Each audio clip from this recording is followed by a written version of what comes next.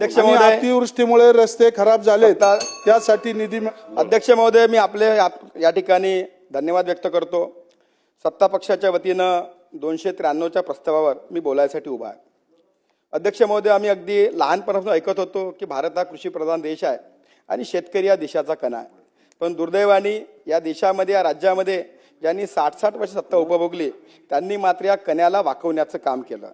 परंतु या देशाचे लोकप्रिय पंतप्रधान नरेंद्रजी मोदी आणि आपल्या राज्याचे लोकप्रिय मुख्यमंत्री देवेंद्रजी फडणवीस साहेब यांनी मात्र आता शेतकऱ्याला मुख्य प्रवाहामध्ये आणण्याचं काम सुरू केलं.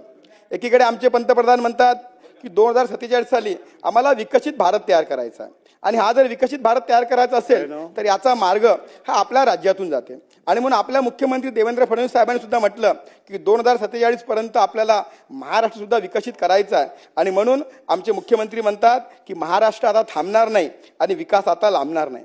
आणि म्हणून या देशातली मुख्य अर्थव्यवस्था याच्यामध्ये शेतकऱ्याचं मोठं योगदान आहे. पण आपण बघितलं की आता यावर्षी अस्मानी संकट आलं.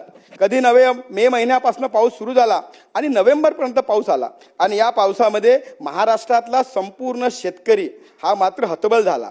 हातापाशी येणारं पीक हातातून निघून जात होतं. अशा वेळेस या राज्याचे लोकप्रिय मुख्यमंत्री देवेंद्र फडणवीस साहेबांनी या राज्यातले 29 जिल्हे, 253 तालुके आणि 2059 मंडळासाठी 31,628 कोटी रुपयाची ऐतिहासिक पॅकेज जाहीर केलं.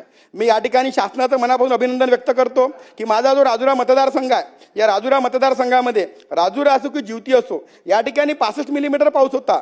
परंतु माझे जे 2 मंडळ होते ज्यामध्ये कोरपणा आणि गोंडपिपरी मंडळ होतं, या मंडळामध्ये 65 मिलीमीटरपेक्षा कमी पाऊस होता.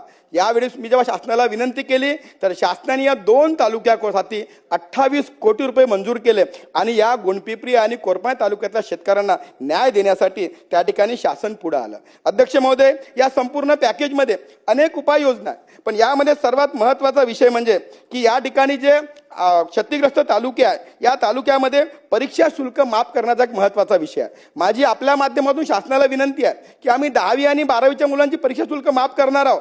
परंतु ज्या शेतकऱ्यांची मुलं हे उच्च शिक्षण घेत आहे, तंत्र शिक्षण घेत आहे, त्यांना सुद्धा या फी माफीचा लाभ घेणं आवश्यक आहे आणि या संदर्भात आपण शासनाला आदेश द्यावी, मी आपल्या माध्यमातून विनंती करतो. आपल्या शासनाने दुसऱ्या टप्प्यामध्ये जलयुक्त शिवार टप्पा 2 हा एक महत्त्वाकांक्षी कार्यक्रम हातामध्ये घेतला. आपल्याला माहीत आहे की जलयुक्त टप्पा 2च्या माध्यमातून या महाराष्ट्रामध्ये एक पाण्याची अद्भुत क्रांती झाली आणि जलयुक्त शिवार 2च्या माध्यमातून आज शेतकऱ्यांना शाश्वत सिंचन सुद्धा हे त्या ठिकाणी मिळत आहे. आणि म्हणून जलयुक्त शिवार टप्पा 2 सुद्धा हा या राज्यातल्या प्रत्येक तालुक्यामध्ये प्रभावीपणे राबण्याची विनंती मी आपल्या माध्यमातून या ठिकाणी करतो. अध्यक्ष महोदय, शेतकऱ्यांना अनेक संकटाचा सामना करावा लागतो. कधी ओला दुष्काळ, कधी कोरडा दुष्काळ. पण आता मात्र जंगलातील हिंस्त्र प्राणी ज्याच्यामध्ये वाघ आणि बिबट प्रामुख्याने आहे. माझ्या राजुरा मतदारसंघामध्ये गोंडपिपरी तालुका आहे. खरं तर हा तालुका जंगलापासून फार दूर आहे, परंतु नोव्हेंबर महिन्यामध्ये वाघाचा शिरकाव त्या तालुक्यात झाला आणि जे आमचे शेतकरी आहे त्या शेतकऱ्याच्या शेतात जाऊन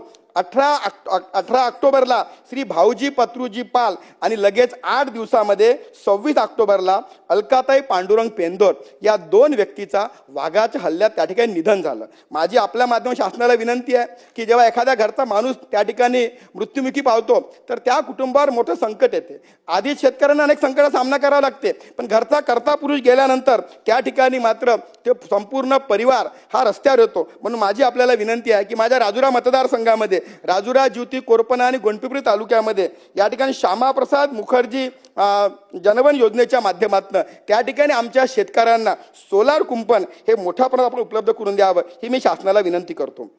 खरं तर आपल्या सरकारने, अध्यक्ष महोदय बोलू द्या सर, खरं तर आपल्या सरकारने गेल्या अनेक वर्षापासून म्हणजे या राज्याच्या निर्मितीपासून ज्या शेतकऱ्यांसाठी पांढर रस्त्याची आवश्यकता होती, अध्यक्ष महोदय, शेतकरी आम्हाला काहीच मागत नाही, तो फक्त आम्हाला त्याच्या पाठीमागे सरकार उभं राहिलं पाहिजे. आपल्याला माहित आहे की एक एकर शेती नांगरायसाठी 13.5 किलोमीटर शेतामध्ये आडवा उभा शेतकरी चालतो. त्या ठिकाणी काळ्या मातीतून सोनं उगवतो, एखाद्याचे 1000 दाणं करतो, रक्ताचं पाणी करतो. मग या शेतकऱ्याला जे पांढर रस्त्याची मागणी होती ती मागणी आता आमच्या सरकारने पूर्ण केली. एकीकडे त्या ठिकाणी मातोश्री पांढर रस्ता योजना आणि दुसरीकडे कालच आमचे मुख्यमंत्री देवेंद्रजी फडणवीस साहेब आणि महसूल मंत्री बावनकुळे साहेबांनी त्या ठिकाणी मुख्यमंत्री बळीराजा पांढर रस्ता जाहीर केली, या योजनेच्या माध्यमातून निश्चितच शेतकऱ्यांना फायदा होणार आहे. मी यामध्ये एक गोष्ट ऍड करू इच्छितो. अध्यक्ष महोदय प्लीज बोलू द्या, आम्ही दिवसभर थांबतो, 2 मिनिटं फक्त.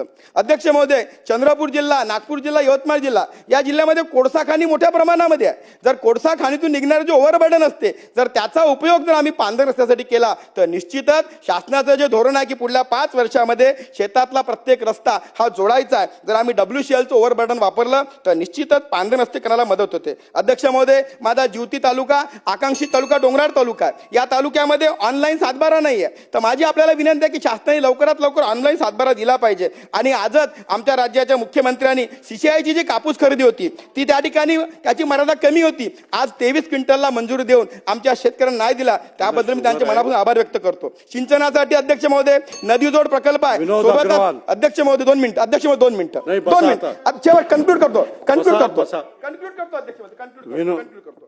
एका मिनिटामध्ये बोला.